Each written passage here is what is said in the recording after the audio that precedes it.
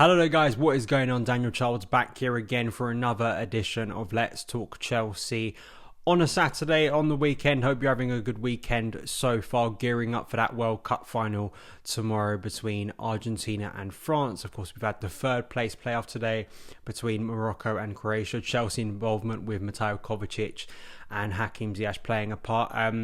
But this news video, we've got two stories to speak about. One of them is big news, news we've known about for several months now, but it's nice to get close to confirmation. The last thing we are waiting for is for Chelsea to officially announce. And I know for some people, understandably so, that is always like the final thing to kind of confirm it, but it seems Christopher Nkunku will become a Chelsea player in 2023. Some of the reactions to that, some of the details around that, and kind of how could he fit in at Chelsea, and hopefully he doesn't turn into another Timo Werner. And then Callum Hudson-Odoi, his loan situation at Bayer Leverkusen as well, heading into the second half of this season. Before we get into any of that good stuff, I want to ask you guys, if you haven't already, hit that subscribe button and the notification bell so you don't miss any of the uploads on the channel. If you are listening on the podcast, thank you so much for tuning in. Son of Chelsea is a part of the 90 Min podcast network. But here we go. Fabrizio Romano tweeting those infamous words: a Christopher Nkunku deal signed and sealed. Contracts are also signed. It's 100% closed. French striker can now be considered a new Chelsea player starting from July 2023. It's all signed, sealed with RB Leipzig and player side. Ben Jacobs as well tweeting some details here surrounding the deal. Nkunku's recent knee injury did not affect anything either, although Chelsea are now across his recovery. He is expected back in late January or early February. Nkunku has always preferred to see out the season with Leipzig and made that clear when he signed his new deal.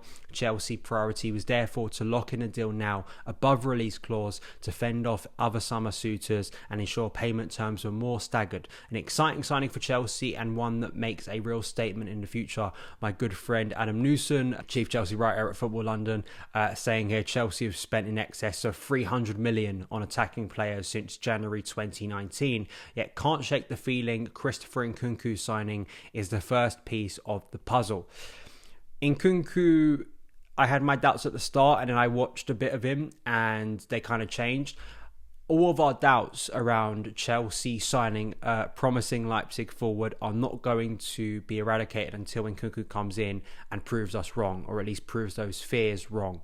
That is obviously going to take a while. We're going to have to wait till 2023. We're going to have to wait till next season now, unfortunately, to see that play out. But it's one of those things to me about Chelsea that's been so confusing in recent years is with the majority of cases, with the exception, in my opinion, of Werner, I think that we have signed objectively good footballers, ones who have proven to be talented, in some cases proven to be elite goal scorers or very consistent goal scorers, and then they come into the Chelsea environment and for a variety of reasons don't perform. That 300 million that Adam cites is a figure that includes and goes all the way back to Christian Pulisic, which, funny enough, was like this deal, signing a promising attacker from the Bundesliga in January, but they don't arrive till the summer. And that's the big question. Nkunku, just looking at his goal stats in recent years and how he's developed as a goal scorer, scoring 5 in 1920, 7 in 2021, but then had the massive jump up last season to 35 goals in 35 appearances in 2021-22. So far this season, he's scored 17 goals in 15 appearances. Across Europe's top 5 leagues, Nkunku is joined by Haaland, Robert Lewandowski, Harry Kane and Kylian Mbappe for the top scorers. There's a lot to like, and there's a lot that makes me encouraged that Nkunku can fare a lot better than other players that have come to Chelsea in recent years. I think technically he's a much better player than Timo Werner. I think there is a versatility to him, which I know was brought up when we signed Kai Havertz, and can... what you don't want with Nkunku is for him to come in and there be this confusion over where does he play for like 2 or 3 years. He's a little bit further in his development than Kai Havertz is. And I think, and I'd hope that Chelsea going into this new era with Todd Bowley and the think tank of transfer people and experts in recruitment understand what is the plan for Nkunku when he arrives at Chelsea, rather than him just being another expensive player that we sign and then, it'll work out eventually. What is the plan for him? He is a fluid player. He's someone who can drop deeper in possession. He can drop as deep as, say, central midfield at times if you watch him for Leipzig. But he also has that speed in transition. Are Chelsea going to become a more transitional team? Are we going to play a little bit more direct? And we've seen glimpses of that under Graham Potter, and maybe that will benefit Nkunku more. But he has the technique, I think, to playing more of a possession game as well. It's such a shame he couldn't be at the World Cup, and hopefully that recovery goes well for him. But I'm excited about it in the sense that I think this is a very good talent, and you hope, touch wood, that he can produce similar at Chelsea. But there are so many more variables than him just being a good player. I think it's in who does he play alongside, what is the mood around Chelsea when he arrives. You know, I don't think many players are enjoying playing for Chelsea at the moment with the mood around the club. You know, how is that going to work out? What is the plans for Graham Potter? You know, how is he as a player going to be best utilised at Chelsea? These are questions, of course, we can't answer right now, and hopefully we will find positive answers next year. But I absolutely understand if people are turning around and going, we don't need Nkunku, we need a creator. I mean, the one thing I would say about Nkunku, apart from his goal scoring, which is highly impressive, is I do think he can be a creative force. Maybe not always directly, but if you watch him for Leipzig, the way he's able to switch play, it is the sort of, you know, passes maybe you'd expect from a deeper player, and that, again, you know, as someone like Graham Potter who has shown, you know, an experimentation with formation so far at Chelsea, and if that continues, you like that, you know, Nkunku very much fits into that. So hopefully the club announce it soon. I think it's a big deal. Hopefully it turns out to be a statement signing that actually works rather than just being a statement signing we're all kind of embarrassed that we were excited about in the first place.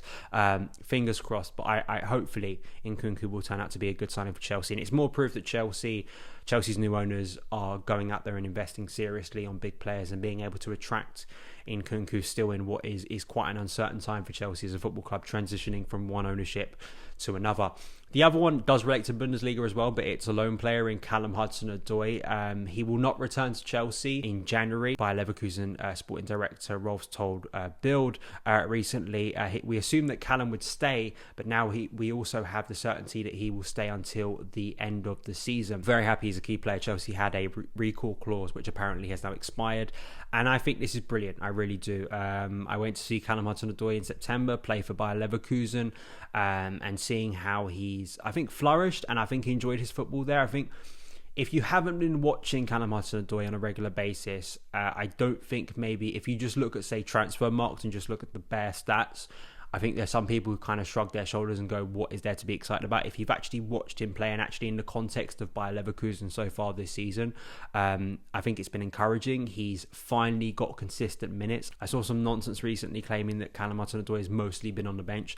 The stats just don't support that theory, and having someone who's watched all of the Champions League games, most of the Bundesliga games with him in, that just doesn't, you know, relate. He started half of the Bundesliga games, 5 of the 10 available since he joined Leverkusen in the summer on loan. He started all 6 of their Champions League group games, and hopefully that continues. And, you know, the minutes he's racked up already, even with the turmoil at Bayer Leverkusen, they had a really difficult start to the year, then changed head coach to Xabi Alonso. He scored against Atletico Madrid. That was a big moment because there was some bad luck for Hudson-Odoi earlier in the year. And I think at times it has been a case of bad luck where he's been creating good chances.